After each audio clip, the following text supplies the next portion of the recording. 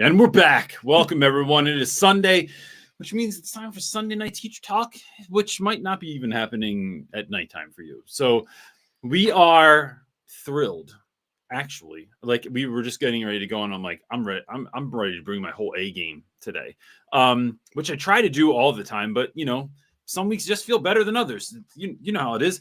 So the game here, the goal is to help you get ready for the week. We realize that teaching is difficult, that everyone's PLC at school might not be what you want, what you need. And so think of this as your PLC, as your learning group, as your, I don't know, teaching's a communal activity. And this is part of that community. And so if you have a question, you can drop it in the chat. On certain platforms, you can do that anonymously. So if you don't want to put your name in there, totally cool and understandable. Or just write the word anonymous before your question, and I'll. Yeah, we won't read it live, so it'll be in the chat, but like we won't say it out loud. I won't read your name unless she makes a mistake again, because that happened before. I did do that. But with that, I want to make the most out of our time. So ready? Get started? Yeah. Yeah, it's end of the year, man. We gotta get. Yeah, Maya just said we have entered the busy Q4 season. That means meetings, testing, and activities. I know, man. Mars got testing like every week now, like Monday and Tuesday. She loves it. Oh, yeah, because this week's math. And she's already woke up this morning. It was Sunday. She's literally, good morning, Mar. And she goes, good morning, Mar. Good morning. I don't know what she said. I feel like she's like, oh, I got school. It's basically tomorrow and I have school already. This is her game. It'll be like 5 o'clock at night. Oh, my gosh. It's basically the end. I'm basically about to go to bed, and then I have to get up and go to school, and then which means it's basically school tomorrow. Yeah. Like she's very teenager of her. Yeah, teenagery. Okay, ready? Gian is up first, asking, how do you get to be top tier at giving focus, intentional group work, and questioning? In my first year, I've steered away from group work with 8th graders because it didn't set them up well. You know, here's the thing, Gian. So another additional follow-up. Yeah. It says group work and questioning are 2 of the parts of my state rubric where I score the lowest. So what do you mean by group work? I can speak to questioning. If you could drop that in the chat and let me know, like asking questions or I guess intentional questions. It says focused, intentional group work and questioning. I don't know. All right. So any further clarity? Yeah. So I can speak to the first part, no problem. Here's the thing. Some classes are going to do better at this than others. Some students are going to do better than others. We do not groom our students to be able to do group work well. We groom students in public education to be able to show up and regurgitate information. So actual working together, we have to teach them how to do that. So I have a video on group work. So if you go to Real Rap with Reynolds on YouTube, if you go on a desktop, you can go to the top bar. You can search all the videos, over 700 videos on there.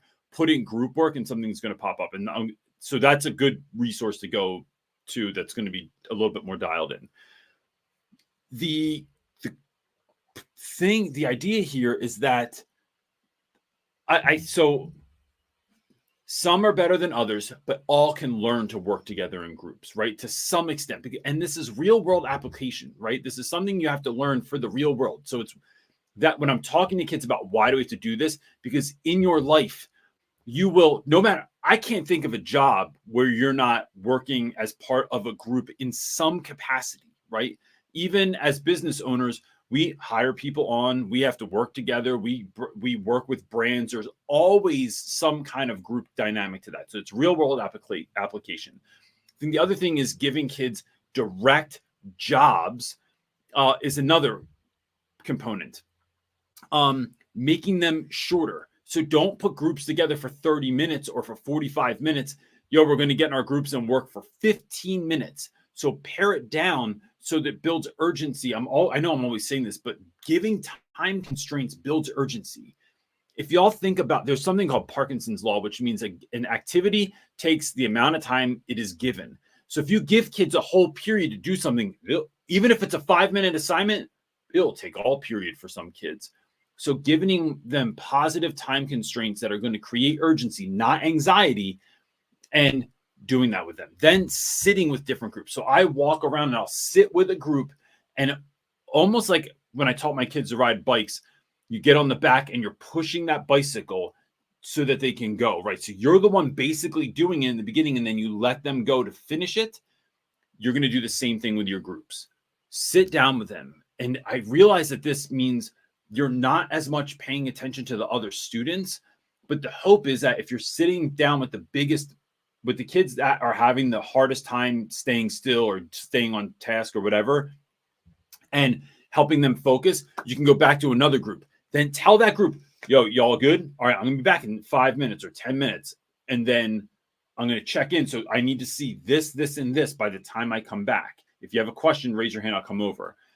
Now they have something to do. They know that I will be back. They know when I will be back. And they know what to do if they have a question. So when we pare it down like that, it helps group work to work better. And it's also looking at group work in a way in which does what you're doing work best with groups. Some people just put kids in groups because they're supposed to put people in groups. And does this actually work with a group? That's why we're looking at. I see you have your hand raised. I did signal like hello. Let me know. So Gian following up is saying questioning in terms of depth of knowledge questions, different levels in student engagement while asking the questions. Our admin is big on including depth of knowledge 2 and 3 questions, not just 1. Yeah.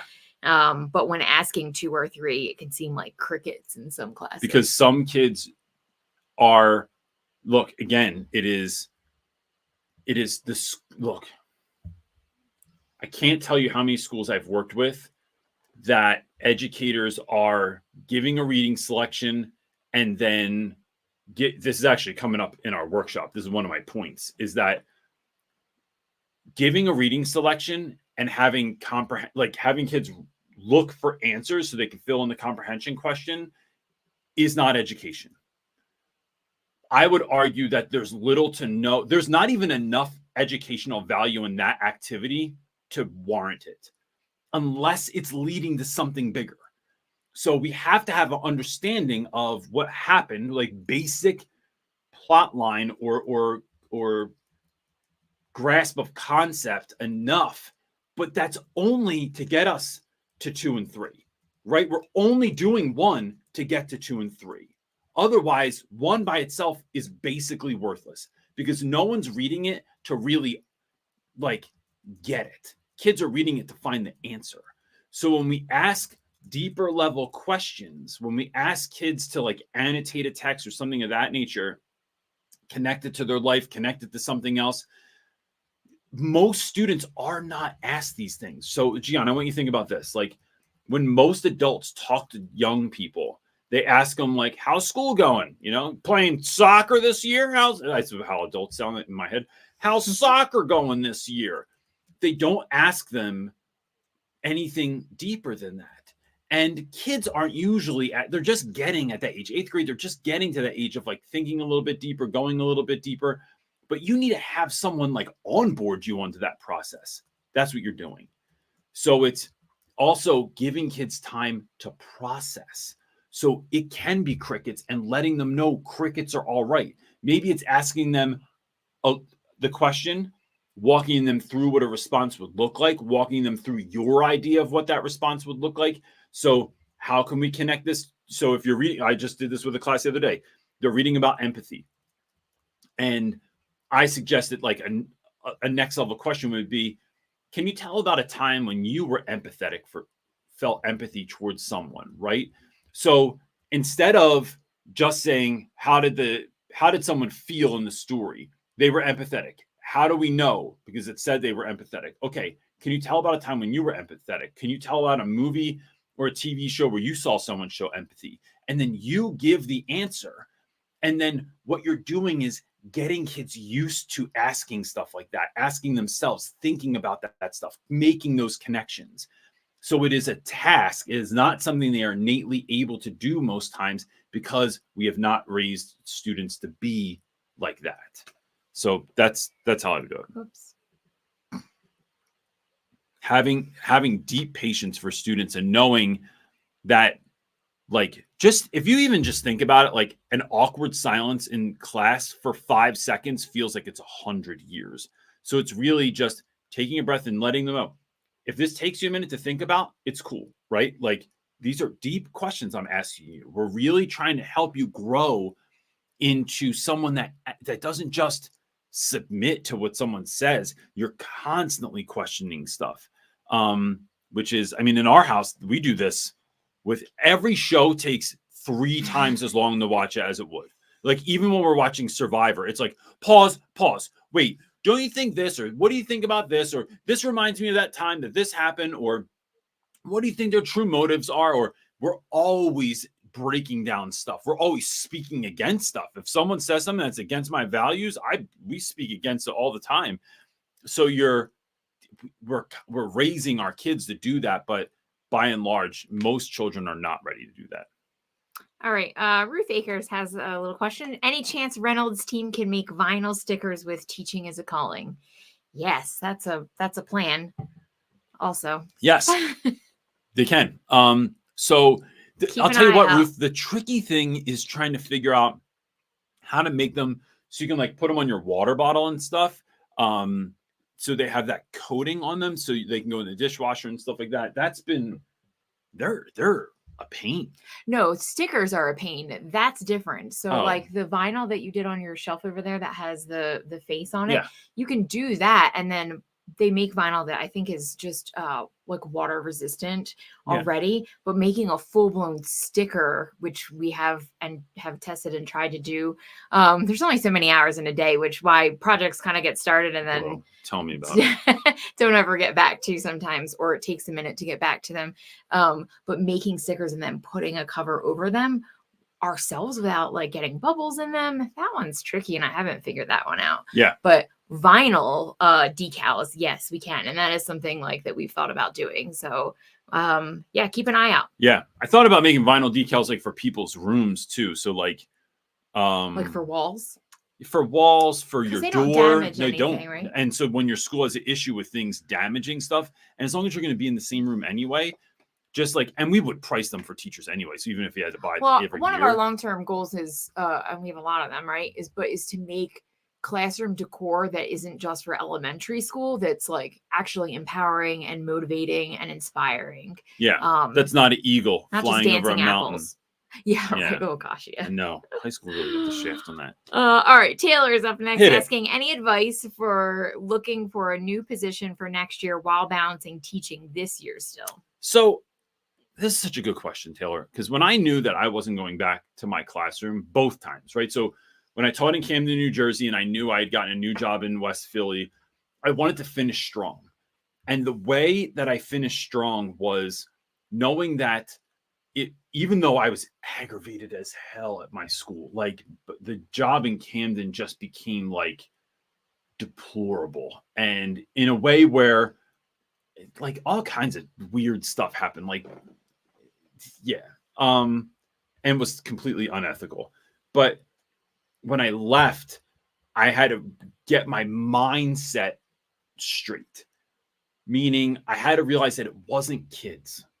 It's not kids. They're not the reason I'm leaving. It is the way that this institution is run that I don't believe in. Same thing with West Philly, right? Completely unethical, borderline, if not illegal. Things were happening there. And I knew that this wasn't somewhere I wanted to stay or could stay. But I knew that it wasn't kids. So it was finishing strong for students and not just showing movies, not just handing out worksheets or something like that. So it was really doing that work and in myself to help me get ready. The other thing is knowing that something good is coming, right? So if you get a job at another school, or when you get a job at another school, knowing that this is a different you that's interviewing. This isn't even the you that when you started at your current school, right? So new you is looking for a job. New you knows new questions, knows new ways to interview. You're on here asking questions about how to do such things. So it's I think living in that excitement of that. Now I'll tell you what, and I don't know what your situation is, but I just feel kind of like a little bit pushed to talk about this. there's a grieving process. Like there was a grieving process leaving my school in West Philly, both my schools, right? In Jersey, everyone cried.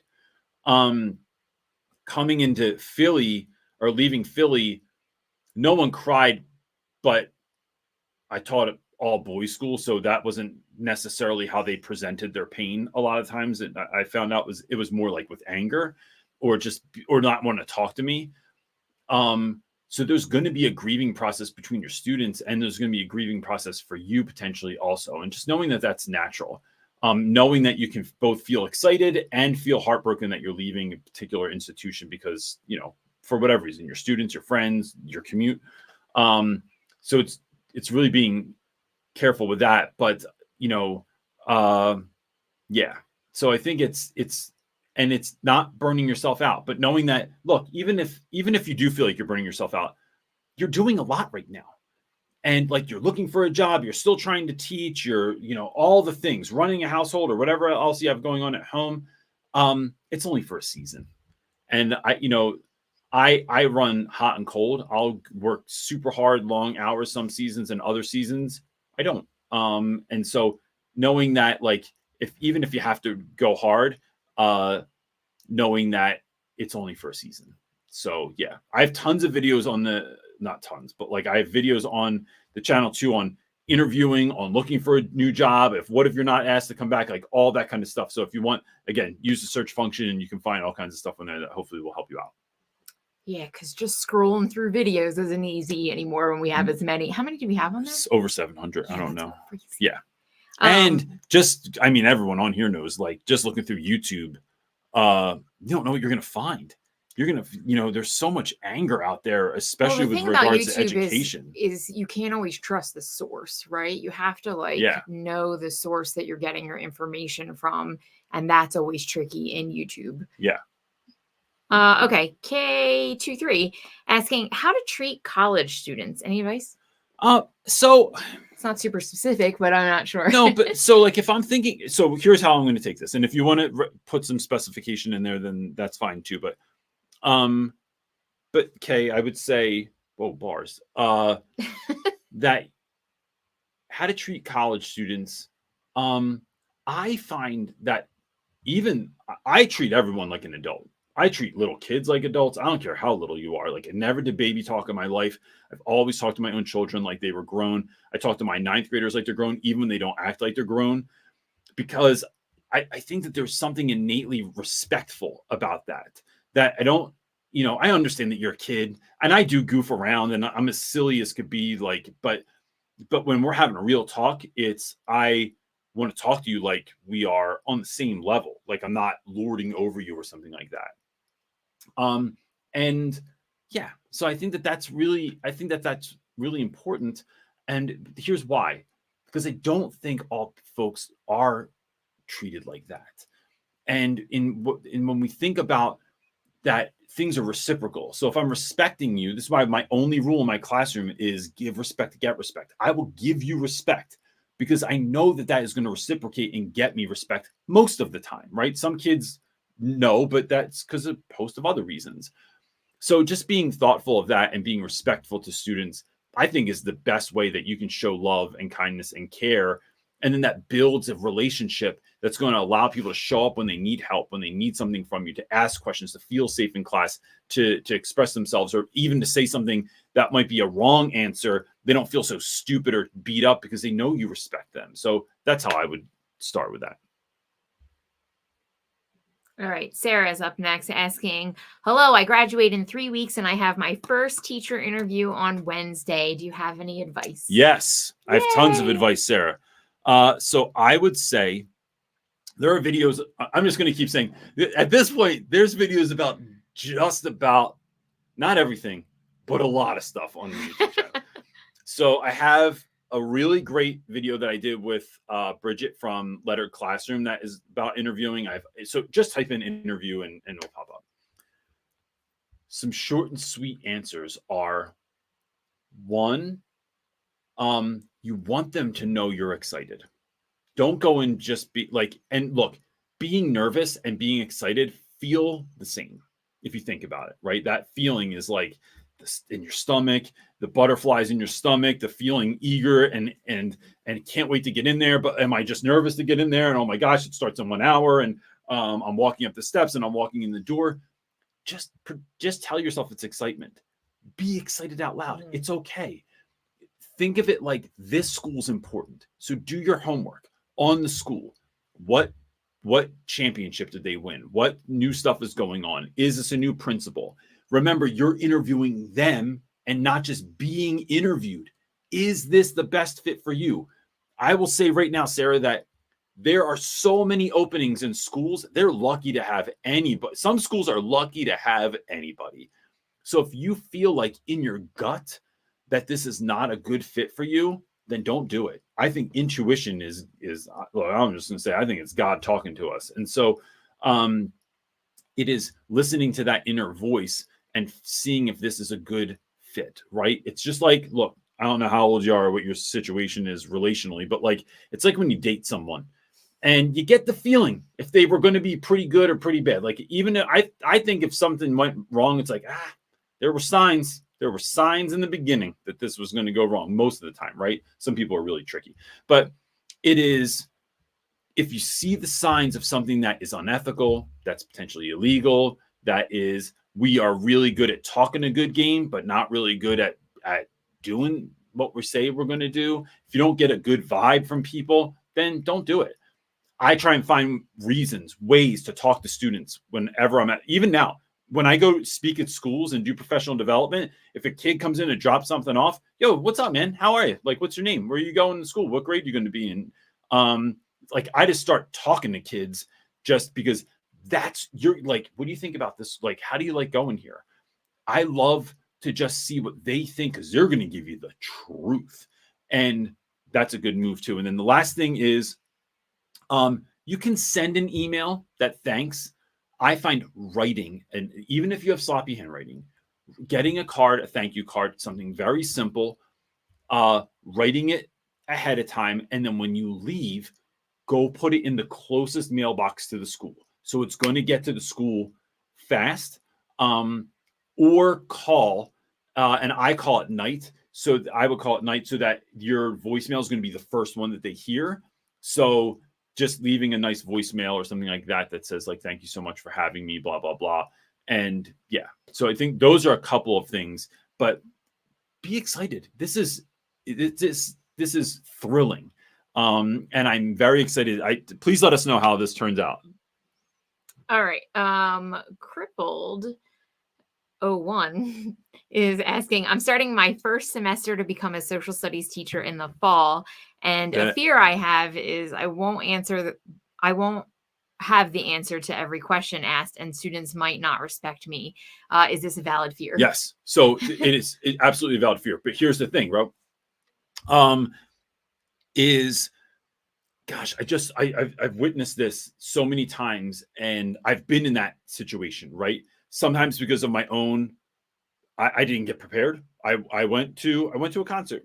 That was the first time it happened. I went to a concert the night before and I did not prepare. And then the kids sensed that. Brett, who's now a news anchor in New Jersey, jerk. No, I love that kid.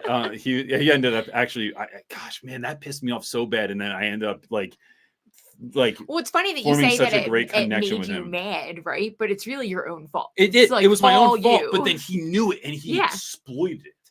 So that's what kids do. Here's the thing. If that had happened to me again, listen, y'all, I'm gonna be 100, keep it 100 with you. This is what happens when you don't do your homework, right? I needed a break last night. I have been teaching my brains out, teaching my class off. And I went out to a concert last night and I did not prep as much as I should have. That is my bad and it will not happen again, right? That's one take. The other one is, oh man, did you hear his question? That's a great question. I'm gonna be honest with you. I don't even know the answer to that one. So you can either give it to kids to look up and give them extra credit. You can tell them to look it up right there. Or I'm gonna be honest with you. I don't know the answer. That is I've never thought of that before. And I'm going to look it up. So I remember years ago, some kid asked me, because I think he was just being a smart Smarty pants. Yeah. I'm just trying to keep it clean, trying not to get demonetized. And he asked me if water was wet, and I was like, bro, this is like what is this question? So I went and investigated, right? I talked to some science teacher friends that I had. I looked some stuff up online. The next day I come in. All right, listen, y'all, before we even get started, we're not even getting the pre-class started. We got to talk about something important, right? Because Tyler asked me, is water wet yesterday? And I don't know. Like, does anyone else have an answer to that? So here's the actual answer. And then I gave the answer to the class. So it is not being afraid, not feeling you have to know everything. But if you don't know something about whatever is being talked about, be in the know the next time you see the kids. And I think this works with pop culture also. So when kids ask you, did you know about this album? Did you know this thing came out? Did you see this update? It is do a little bit of digging. Be a student of your students. Find what they're interested in. Find what they're asking about. Because what you want to do is you're teaching kids that asking questions is good, and that I'm showing you what it looks like to be a lifelong learner. I'm showing you what it looks like to be actively curious. So don't be afraid of not knowing the answers. It will absolutely happen at some point, but then go learn it so that it doesn't happen. Like you're going to show them that, yeah, I didn't stop there because you stumped me.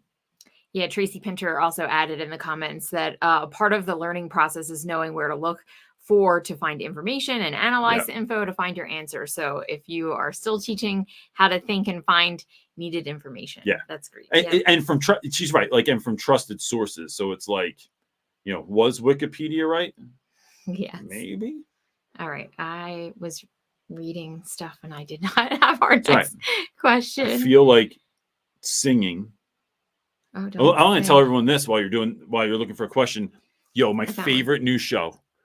I think it's called A Gentleman from Moscow or In Moscow with Ewan McGregor. Bro, if you just want to feel better about life, it's up there. It's one of those. It's in the last few years, I would put that up there with Shrinked. Is that what it was called? Or Shrink? Did they ever have a season 2? No, they're going to, though. Oh, they are? With Harrison Ford. Gosh, it takes so long. Freaking great show. But I'd put that up there with Ted Lasso, too. Just makes you feel good about life.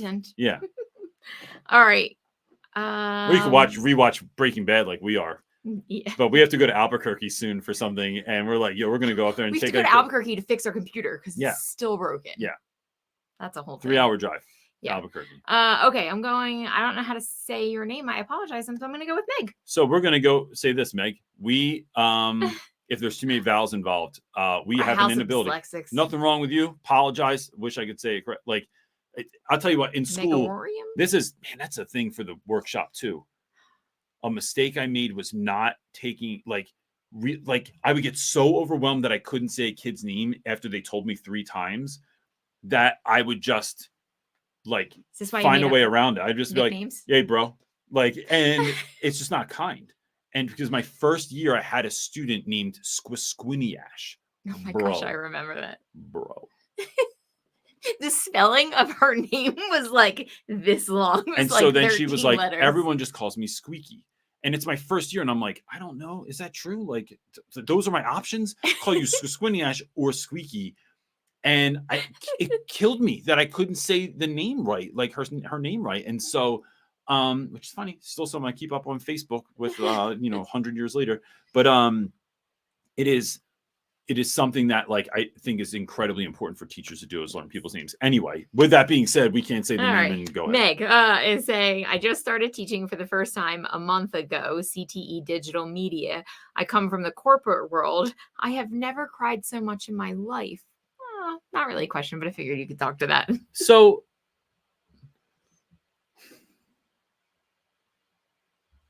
here's the thing. Oh, a follow-up. She said, all right, I finally got classes 1 to 7 to start working, but my last class is so hateful, and I'm doing everything I can to try to get them to stop being so mean every day.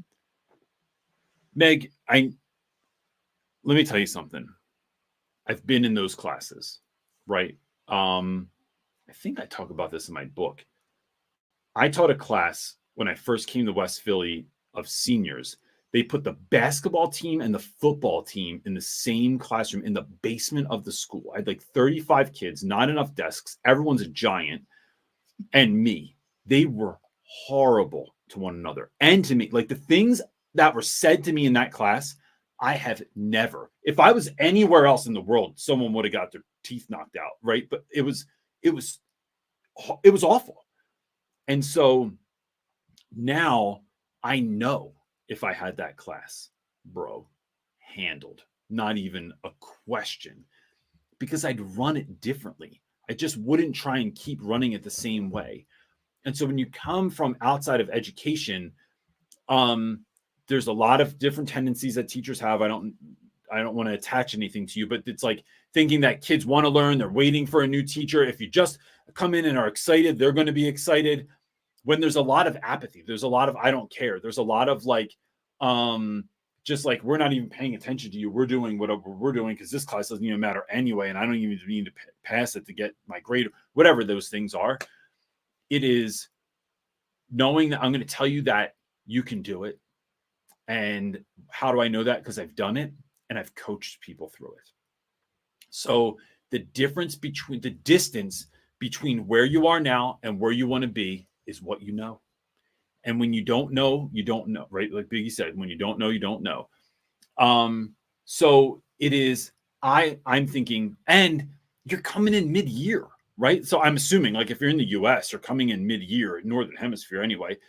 And so that's hard as well to show up mid-year and try and institute stuff when it's starting to get nice out, which is the worst time of year in school anyway. Like if you haven't built a good culture in your classroom, trying to do it now, difficult. Not impossible, difficult. So I would look into, can your school get you a mentor, a good mentor? And if your mentor sucks, looking elsewhere. Doing things like, so look, I'm going to say this, and this isn't like whether you do it or not, it's up to you. But so I'm not just doing it to like get to connect, but I do one-on-one mentoring. If you go to our website, you can sign up for it, right? It's for pay, but folks get their schools to pay for that because they don't have the people in the building to do it. So you sign up, you talk to me, it's an hour at a time. You can set up every week or however often you want. Go to workshops. We run workshops, but if you find somebody else, if your school already has a deal with someone, going to as many workshops and building up who you are and your pedagogy simultaneously. It's not just about how to teach. It's about how do you do it? How do you handle the comments, the hatefulness, the things that kids are saying to one another, the things that they're potentially saying to you, their lack of care, their lack of interest, they're not handing in work. People are coming in and your classroom's a mess, and you not just not being a problem, but like how that makes you feel about you. There's answers to all this stuff. And so I'll give you, let me give you one piece of advice before you jump off, but that's kind of like where I think this is. I would say, it's hold kids accountable. Look, kids are going to cry. They're going to argue with it. They're going to hate that you do this. I don't care because future you loves me for doing this. So that's all I care about. Giving kids short chunks of assignments that they do not have forever to hand in, right? If I say it's due at the end of the period, I don't care. Unless you are, I can tell you are working hard, you have a processing delay, something like that, and you need a little bit of extra time, that's fine. And I'm fine with doing something for one kid and not everyone because fair is not equal. But doing something that is due at the end of the period and I'm not taking it after this, right? I do not do extensions. I don't do extra time, extra credit, extra work, none of that stuff. So you will fail and then start communicating home. Do we have this anymore? No, I don't know. I think it was part of a workshop or something like that. But if you ask me, I'll send it to you. It's a Friday reflection that you can have kids fill out. And then if they're failing, take it home. So what you're going to do is keep putting parents in the know, keep putting parents in the know, keep putting parents in the know. And so once parents get enough of these things, it becomes aggravating, and then they might take action to help their students. But it's really the biggest thing, Meg, is getting help. It's getting help from someone that's a trusted source. That's really going to help you through this is going to be the best thing. Yes. This is funny. I hate those. I don't hate those questions. takes me right back to where I have felt like that in my life. It takes you like instantly back to, I know what that feels like. And it's Sunday and you got to go in on Monday and you know Gaddafi's there and you remember what he said to you last week. And I remember that for you when you transitioned to BL and it was your first year. You were like, no, but I'm good. Like I had success in Camden. I was successful. Feeling myself. And then you went into BL and it was like a different environment, different kids, different scenarios. Even though they were kids, they were dealing with different things because it was a different state. I might as well have been brand new. Yeah. And I remember that first year rocked you and you were like, Sundays, you were like, oh gosh. Yeah. Thank God I didn't drink back then. All right. This is a really funny question. Noah is asking, Reynolds, if you get to 80,000 subscribers, will you shave your head live on YouTube? No. This is the brand, bro. When I fix it, I got to go do yard work after this. Why, I'm not. I don't always get dressed, but no. And then Maisha said, well, maybe we could do a giveaway, or somebody commented that. Yeah. And I thought that's a good idea. We usually do giveaways in the summer, like before school goes back. And it's been a while since we've done one. Yeah. My plan is to do that with, if I get another deal with Staples again, Maisha, I'm telling you, girl, Office Depot, got to hook it up. It's competition. We don't even have a Staples in our neighborhood anymore. We have Office Depot, which is the biggest, emptiest store in town. It really is. It's enormous. And you go in and I'm like, Office Depot. It's an Office Max or something. They're the same thing. Oh, they are? I believe so. Yeah. It's like owned by the same. Some of them are called different stuff. Oh, weird. Yeah. Okay. That was funny. Maybe we can get them to do it for 100,000. I'll do a mohawk over a shaved head. Okay, a mohawk. We'll take it. And go back. Right, Noah, will you take it? It was without going back to my roots with the mohawk. Oh, I'm sorry. I was reading Meg's comment. She said, I don't want to give up. I know there's only a month-ish left. And my coworkers keep saying, just make it to summer. Next year will be better. I think part of that's true. Like you will be able to start fresh, right? But because you can prepare. But here's the trick though, that we've seen since we've been doing this cycle, right? People are like, oh, whew, you can breathe a sigh of relief, but you really need to keep working on the trusted source, growing yourself, because it can be a trick that you feel reprieved and you're going to start and you're going to have the same feelings right back in September. Yeah. So it's this summer, even though you want to escape it, this for some people, don't. There's no time for that. Like, of course, give yourself like ample rest, pour into yourself with other things, but it's get the books. It's sign up for the workshops. It's go to the meetups. It's do the things that are going to fill you with an abundance of excitement, of preparedness, of you're filling your toolbox. You are finding tools to put in your toolbox, learning how to use them. So when you go back to school, it's game on. And even then, you're not going to be 100%, but you will be so much further along. And then it's testing things and trying stuff and then seeing what works and what doesn't work. And like, because you have a wealth, just because you didn't go to school for education, coming from corporate, you lived a life. You have real world experience. It's just trying to figure out how to translate that real world experience to students. And I'll stop there because I'm going to go down a whole rabbit hole. We're going to do a first year teacher or like a new teacher workshop specifically for new teachers in every year in July at some point. We're going to do a couple of them. We do a boot camp every year. Yeah.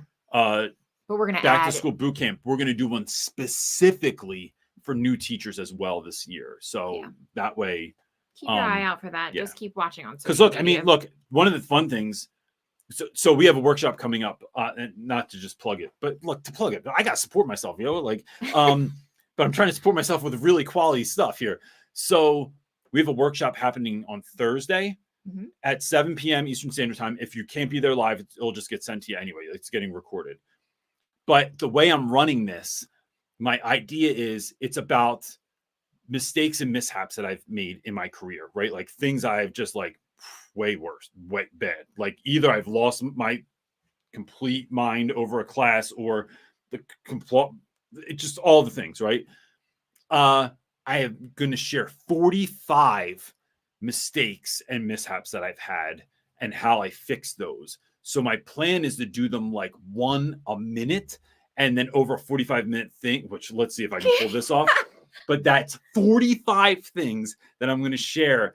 And even I was doing them, I'm like, oh yeah. And then you'd hit one and you're like, oh, that reminds me of this. And oh gosh, I remember that time. Oh yeah, this. And but it's all these mistakes I've made and then how I've done it. It's only $39 and you can sign up. We'll put there's a link already in there. Link in there. But yeah, $39 if you want to do like the basic level, and then there's a VIP level too if you want to do the Q&A afterwards. It's live Q&A with me. All right, Ray. Yeah, anyway, I'm so stoked about that. Mostly because I want to see, can I say 45 different things in 45 minutes? I don't think you can. Because I can't usually say 5 things in 45 minutes. No, you can't. So Ray is up next asking. Anyway, sorry. The girls I am tutoring at school won't get the highest grade in their exams, but at the rate they're going at, they won't get there. What do I do to help them succeed? I want to keep it real. So she's not a teacher, right? She's a student. Yes. Okay. Yep. So here's the deal. Keeping it real is always the game. That's actually one of the things I'm going to talk about on Thursday is like, people do, like, even though this is Sunday Night Teacher Talk, they do teacher talk all the time where it's like, listen, I believe in you and you can do it. Of course I believe in you.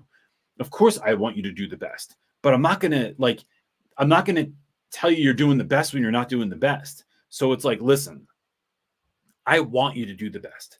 Let's first of all connect why this is actually even important, right? Because first of all, how you do anything is how you do everything. Done, right? How you do anything is how you do everything. So I want you to do well because I want you to do well at everything you do in your life. That if it's worth doing, it's worth doing well.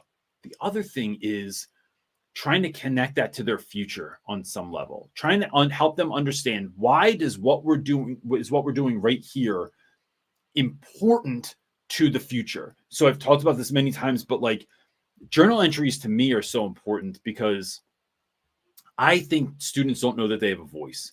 They're not used to sharing their voice. They're not used to sharing their opinions, their thoughts, their feelings, their story. And I want them to get good at that. So then why is vocabulary important? Because it makes you write your story better.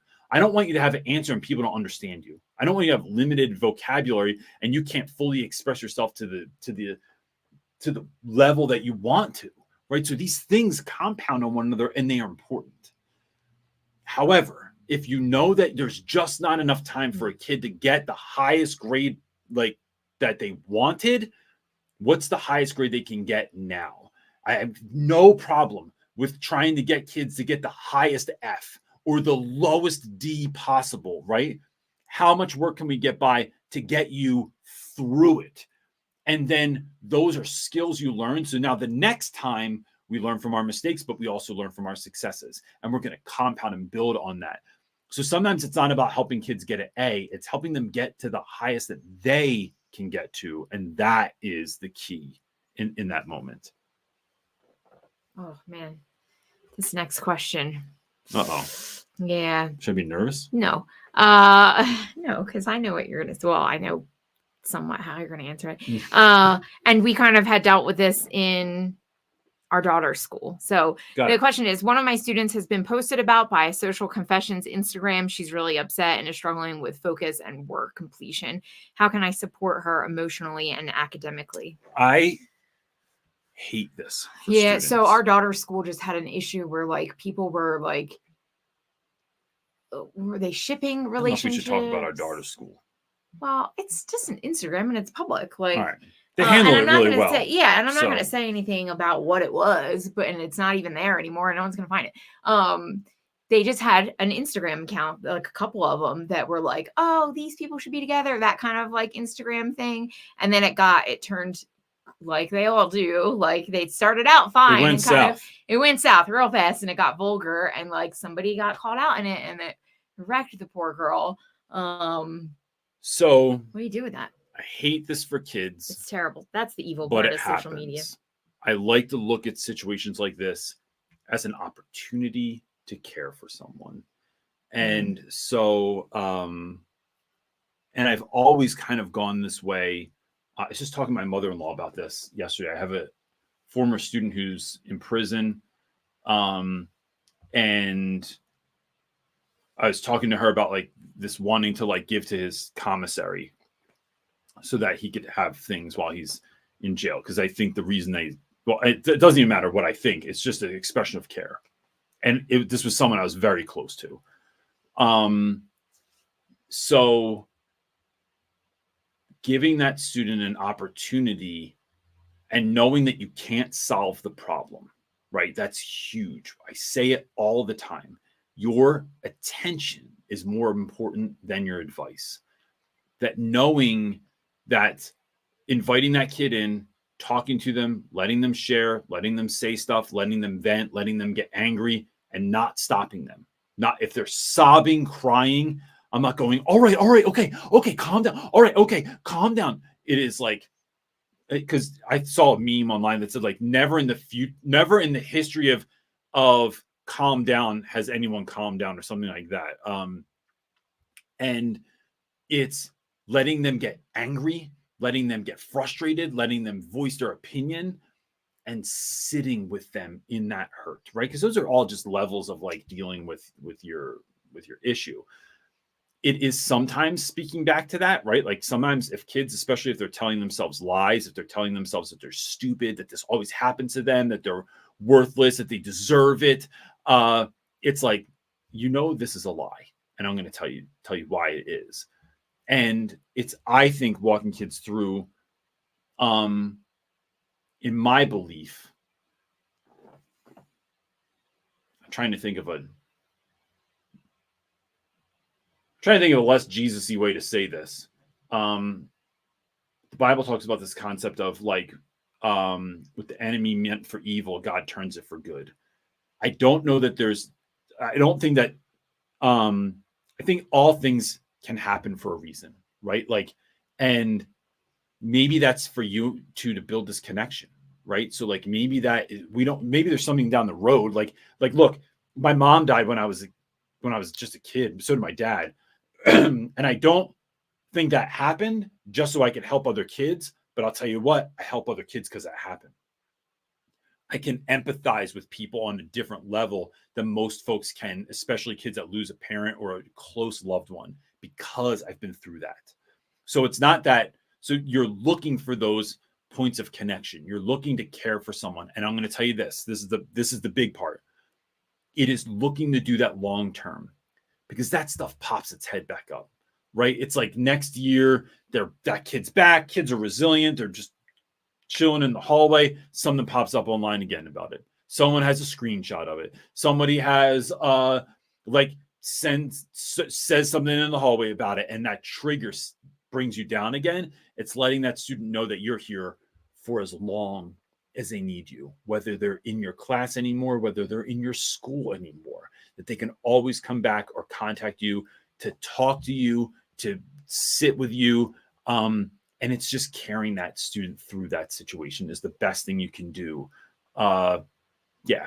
Well, the second part is, how do you support them academically, especially if the student is really struggling with, like, it's taking so much of their attention and focus that they're not able to really complete their work. So one, you understand that doing the work is going to help you to change you need something else to focus on, right? If you're just sitting there and dwelling on it, right?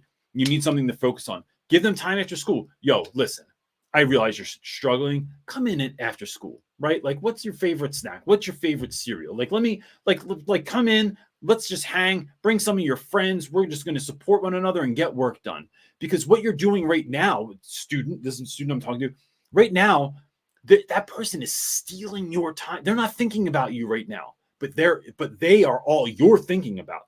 They're stealing your grades. They're stealing your joy. You're stealing your happiness. You have to be proactive. So this is a lesson in life to show up and let others help you through this time. And then maybe pare down some of that work. Don't give them as much or something like that, but it's give them a job in class, check in with them every morning. It's walking kids through those things. Sometimes it's excluding them from work. Like, I've had students that have been through something horrible, and I'm like, bro, don't even worry about doing this, right? Like, or if you need to just take a day, put your head down or lay on the couch or sit at my desk or whatever, go do it. But I need you to learn how to grow through pain. And I'm going to help you do it. You don't have to do it by yourself, but we're going to do it. And it's doing stuff like that to let kids know that you love them. Mm. Someone in the comments said that they had a student that just lost their father on Thursday, and they worry about him lashing out, or he's lashing out emotionally. And they were going, like, this is what happens. It's part of the process. Right? Like, even when I lose students, I take it out on other people that don't deserve it, right? Even though I know better, even though I'm grown, every time I get one of those texts or phone calls, it's like, man, even when this kid, like when I found out my guy was in prison, 2 dudes were in prison, right? I talked to Joe and he told me that 2 of his homies from school were in prison. It hits you down a notch. Here's how you come out of that. Every time I've got one of those phone calls, like I remember when Jason Patton was shot and killed, trying to save his sister from an abusive relationship. Cho called me and I was like, all right, what are we doing on Monday? Like, I can't, like, maybe there's a processing of grief that like I should be going through before that, but immediately I think, what are we doing for kids? How are we showing up for kids? Because the school's only going to do, like, they call in counselors, and my guys never talk to the counselors because they don't know them. They go down there because they got free snacks and stuff, and because they can get out of class. But it's like, what is the plan? How are we loving this kid? What do we do if they freak out? Where do we send them? Can we create a space to eat lunch with them every day? Can we create a space to connect with mom every day? Are we going to the funeral? Really, those going to funerals, it is showing kids to their face. I'm sorry if that sounds really loud on the podcast. I'm just clapping my hands. I apologize. But like, it is showing up, and not for this week or this month. It's showing up next year. It's showing up during the summer. It's showing up in perpetuity for children so that they know you care. And that helps them knowing we are cared for. Anyone that's ever lost someone knows that the worst, it's not right when someone dies that's the worst part. No. It's the week after the funeral, because the food stops showing up. The month after. That's when it's lonely. It's quiet because no one knows how to show up. Just show up. Don't have answers. Don't have advice. Just show up to be there with someone. Yeah. All right. Well, we're out of questions, and we're about at an hour. Cool. So. Well, look, gang, if you are interested, we have a workshop on Thursday. If you can't pay for it, if you don't have the money, if you're, as my boy Myron Golden says, if you're broke as a joke and ready to choke, hit me up. I'll just give it to you for free, right? But I mean, we do have people pay for it because, we got to feed our kids. So it's only $39 for the bargain basement price. And it is 45 things in 45 minutes that were mistakes and mishaps that I made in school and how I changed them. And yeah, so it's going to be awesome. I'm thrilled to do it. And anything else? No. Cool. That's it. Have a great week, everybody. Indeed. Have a great week. I'm getting happy testing. Yeah. Oh, happy testing. Have a great week, everyone. We'll see you next week. Peace.